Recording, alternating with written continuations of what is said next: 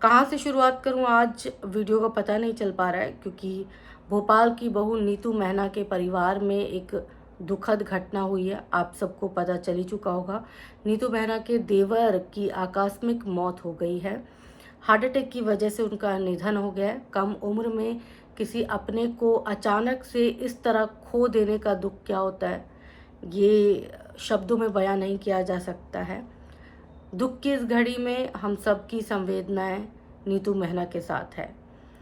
अब इस टॉपिक को थोड़ा सा आगे बढ़ाएंगे, क्योंकि नीतू मेहना और नेहा एक वक्त पर बहुत अच्छे दोस्त हुआ करते थे।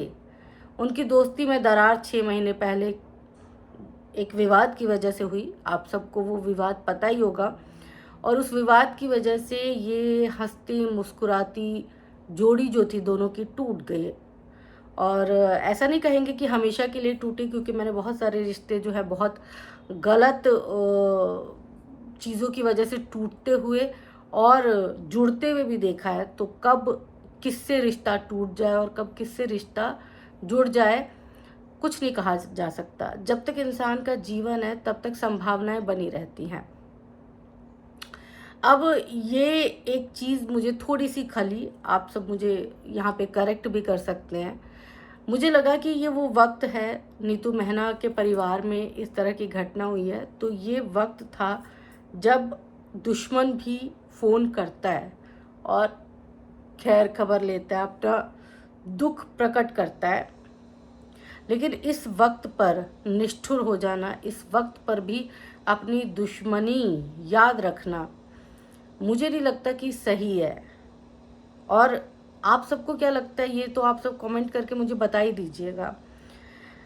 क्योंकि खुद नेहा ने बहुत सारी वीडियोस में कंट्रोवर्सी के दौरान जो वीडियोस बनाई, उसमें खुद नीतू मेहना से बहुत बार माफ़ी मांगी कि मुझे माफ़ कर दीजिएगा। तो होना ये चाहिए था कि उस माफ़ी के बाद चीज़ें पहले जैसे सामान्य होने में बहुत वक्त लगता है, लेकिन जब किसी के परिवार में कुछ इस तरह की चीज़ें हो जाती हैं तो आपको फ़ोन करके संवेदनाएं प्रकट करनी पड़ती हैं, करनी चाहिए भी। देखो, कोई पाबंदी किसी पर नहीं होती कि प्रकट करना ही है, आपको जाना ही है, नहीं। अगर आपका लगाव है तभी आप जाएंगे, आपके अंदर इंसानियत है, मानवता है, तभी आप जाएंगे। और आप पिछली चीज़ें आपकी कैसी रही हैं उस पर भी डिपेंड करता है कि हालात क्या हैं, कैसे हैं। लेकिन मुझे लगता है कि हालात अब उतने बुरे नहीं थे कि नेहा को ना जाना पड़े, या नेहा नहीं जा सकती, या नेहा नहीं जाएगी। ऐसी वाली सिचुएशन वाले हालात अब नहीं थे। नेहा ने अपना ब्लॉग डाला, मैं इंतज़ार कर रही थी कि वो अपने ब्लॉग में शायद इस बात को लेकर अपनी संवेदना प्रकट करेंगी। कम्युनिटी पोस्ट में जो है वो ज़रूर इस बात का जिक्र करेंगी, दुख प्रकट करेंगी, लेकिन ऐसा कुछ भी नहीं हुआ।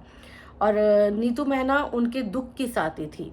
जब नेहा जो है वो बहुत गहरे सदमे से, अपने पति के निधन के बाद गहरे सदमे से उबर रही थी, और जब वो अपना चैनल चलाने के लिए उनको एक संगी साथी की ज़रूरत थी, तब नो डाउट नीतू मेहना ने उनकी बहुत हेल्प की थी। वो उनके वीडियोस में आती थी, बूस्ट करती थी, और जिस तरह से जो है नेहा चाहती थी अपने कंटेंट को बनाना, उसमें हेल्प भी करती थी। तो दोस्ती में दरार आई, दोस्ती में मनमुटाव हुआ, दोस्ती में लड़ाई हुई, ये बात होती है, बहुत बार होती है। लेकिन दोस्ती में अब ऐसी सिचुएशन आ गई कि किसी के घर में मातम पस रहा है और आप जो है एक बार फ़ोन करके ये नहीं बोल सकते हो कि मुझे बहुत दुख है आपके घर में जो चीज़ हुई है उस बात के लिए। फिर आप बोलते हो कि मैं इंसान हूँ, मेरे अंदर इंसानियत ज़िंदा है, लोगों को मेरी मदद करनी चाहिए, लोग मुझे भला बुरा बोल रहे हैं, लोग मुझ पे कमेंट कर रहे हैं। फिर आप लोगों से क्यों उम्मीद करते हो? आपके ऊपर वीडियो बनाने का कोई मकसद कुछ नहीं है। आप जैसी हैं, जिस हाल में हैं, उसके लिए भी मुझे कोई जो है आप कह सकते हैं कि बहुत खुशी नहीं है। आप जिस कंट्रोवर्सी से निकली हैं, तो रियली आई अप्रिशिएट कि आप उस इतनी बड़ी कंट्रोवर्सी से आपने बहुत हिम्मत के साथ काम लिया। हालांकि कुछ जगहों पर आप मुझे गलत लगी, लेकिन उसके बावजूद भी मुझे लगा कि चलो ठीक है, आपका अपना नज़रिया, आपकी अपनी फैमिली है, आप अपनी प्रॉब्लम को अपने हिसाब से जो है डील कर रही हैं, तो ठीक है, आप करिए, अपने हिसाब से डील करिए। और अच्छा डील किया आपने जो खामोशी अख्तियार की। बहुत लोगों को बुरी भी लगेगी कि भाई क्यों उस वक्त पर नेहा को आके अपने बारे में बात करनी चाहिए थी। मुझे भी एक पल के लिए बुरा लगा, लेकिन बाद में मुझे लगा कि अगर वो अपनी बात आप सबके सामने बोलती, जनता के सामने बोलती, तो भी जनता सवाल करती। जनता के सवाल तब भी खत्म नहीं होने थे। तो इस वक्त पर जब आप बहुत ज़्यादा गलत सिचुएशन में फंसे हो, तो उस वक्त पर चुप्पी एक बहुत बड़ा इलाज होती है, और वो आपको कहीं ना कहीं हील भी करती है, उस वक्त से, बुरे वक्त से निकलने में मदद भी करती है। और बहुत अच्छे से आपकी फैमिली ने भी सिचुएशन को हैंडल किया।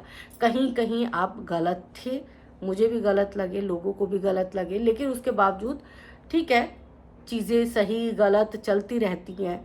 पर यहाँ मुझे कहीं ना कहीं मुझे लग रहा था कि आप सिचुएशन को संभालेंगी, आप पुरानी दोस्ती को ज़रूर याद रखेंगी। भले ही आप बीच के कंट्रोवर्सी वाली चीज़ें, आरोप प्रत्यारोप, उन सब चीज़ों को लेकर जो है आप ज़रूर नाराज़ होंगी, आपके मन में जो है गुस्सा होगा, आप बात नहीं करना चाहते होंगे, आपने सोच लिया होगा कि मैं जीवन पर्यंत बात नहीं करूँगी। होता है, हमारे साथ भी होता है, हम भी करते हैं। हमें कोई चीज़ बुरी लग जाती है, किसी बात को लेकर बहुत गुस्सा होता है, तो हम भी बात करना बंद कर देते हैं, मिलना जुलना बंद कर देते हैं। लेकिन जब कुछ ऐसी सिचुएशन होती है कि हमें लगता है कि उनके घर पर कोई बहुत बड़ी आपदा आ गई है, कोई बहुत बड़ी मुश्किल वक्त से गुजर रहे हैं, तो एक बार फ़ोन करके ज़रूर बात करते हैं। उसके बाद फिर ना बात करें अलग बात है, लेकिन दोस्ती में कहीं ना कहीं प्यार तो था आप दोनों के बीच। मैं नीतू मेहना और नेहा की बात कर रही हूँ। उन दोनों के बीच बॉन्डिंग बहुत अच्छी थी, दोनों एक दूसरे की बात समझ जाया करते थे, दोनों एक दूसरे के साथ खड़े नज़र आते थे, मुश्किल वक्त में खड़े नज़र आते थे। तो जब आपके मुश्किल वक्त में नीतू खड़ी थी, और जब आपके मुश्किल वक्त में उसने चीज़ें हैंडल की थी, कंट्रोवर्सी में ऐसा नहीं है कि वो चली गई थी, कंट्रोवर्सी में आपके परिवार की तरफ से जलील किया गया था, बहुत कुछ ऐसा बोला गया था जो उनके, क्योंकि परिवार के हैं, परिवार वाले सास ससुर हैं, तो जाहिर सी बात है कि इंसान को अपने परिवार को साथ लेकर चलना पड़ता है। लेकिन उसके बाद कभी भी आपका जिक्र मैंने नीतू मेहना के ब्लॉग में नहीं देखा। उसने कभी भी आपके लिए नेगेटिव कुछ नहीं बोला, वो चुप हो गई। उसने कभी उसके बाद पुरानी बातों का जिक्र नहीं किया। तो आपका फ़र्ज़ बनता था कि आप एक बार फ़ोन करती, एक बार ब्लॉग के माध्यम से आप बोल देती ना, तो समझ में आता। क्योंकि अब जो है ये आपका ये वाला चेहरा, अलग रंग, वो देख के थोड़ा सा निराश हुई, थोड़ा सा अच्छा नहीं लगा है कि भाई ठीक है, जैसे आपको निष्ठुर लोग बोलते हैं आप ठीक उसी तरह हैं, ये साबित करता है इस बात को। तो चलिए, बस इतना ही कहना था, इससे ज़्यादा तो आज इस ब्लॉग में कुछ भी नहीं कहूँगी, क्योंकि चीज़ें ठीक चल रही हैं सब कुछ। अब दीप्ति और सचिन के बीच भी अभी ज़ुबानी जंग नहीं छिड़ी है। हालांकि उन पर मैं एक ब्लॉग ज़रूर लेकर आऊँगी, वो कल सुबह आएगा। सुबह वाले ब्लॉग में आप देखिएगा, क्योंकि कहीं ना कहीं मुझे लगा कि मनीषा को अपनी नई नवेली भाभी के साथ जो ब्लॉग बनाया था वो उस तरह से नहीं बनाना चाहिए था जिस तरह से मनीषा ने बनाया। खैर, वो मेरा अपना पर्सनल ओपिनियन है।